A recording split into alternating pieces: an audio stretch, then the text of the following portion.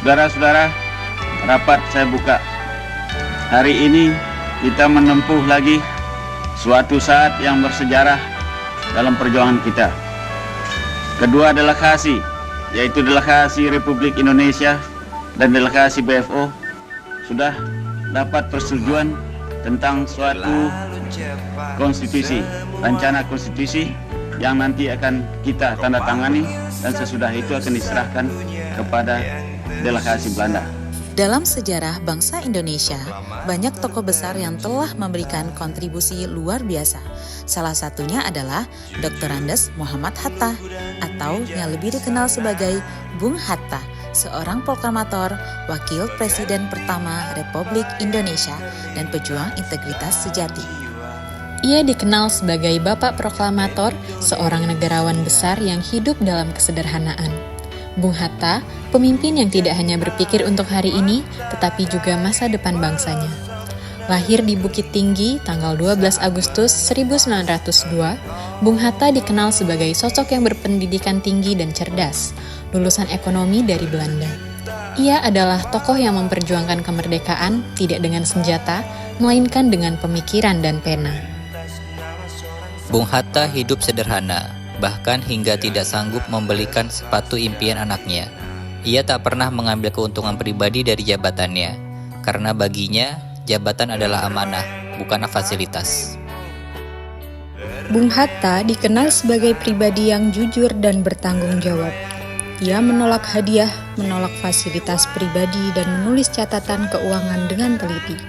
Baginya, tanggung jawab adalah pilar utama dalam menjaga kepercayaan rakyat. Bung Hatta merupakan lulusan ekonomi dari Universitas di Rotterdam, Belanda. Ia menguasai berbagai teori ekonomi modern dan menerapkannya untuk kemajuan Indonesia.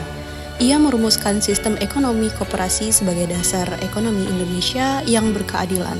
Ini menunjukkan keahliannya dan kapasitasnya dalam menyusun strategi pembangunan ekonomi nasional. Bung Hatta, sebagai wakil presiden pertama Indonesia, sosok pemimpin yang harmonis, menjunjung tinggi nilai-nilai kebersamaan, toleransi, dan dialog dalam setiap pengambilan keputusan.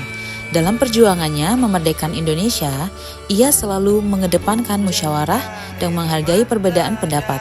Sikap tenang, bijak, dan rendah hatinya mencerminkan kepribadian yang mampu merangkul berbagai kalangan sehingga menciptakan suasana yang kondusif dan damai. Bung Hatta tetap setia pada cita-cita kemerdekaan Indonesia dan nilai-nilai konstitusi. Ia tidak bergeser dari idealismenya tentang demokrasi dan keadilan. Dalam setiap peran yang diembannya, baik sebagai pejuang, wakil presiden, maupun warga biasa setelah pensiun, ia tidak pernah berhenti mencintai Indonesia. Saat dibuang ke pengasingan, Bung Hatta membawa peti penuh buku. Bukan pakaian, bukan harta, tapi ilmu. Di tempat asing dan penuh keterbatasan, ia tetap membaca, menulis, bahkan mengajar. Inilah makna dari adaptif, mampu beradaptasi dalam situasi sulit, tetap belajar, dan tetap memberi manfaat. Karena keterbatasan bukan alasan untuk berhenti berkembang.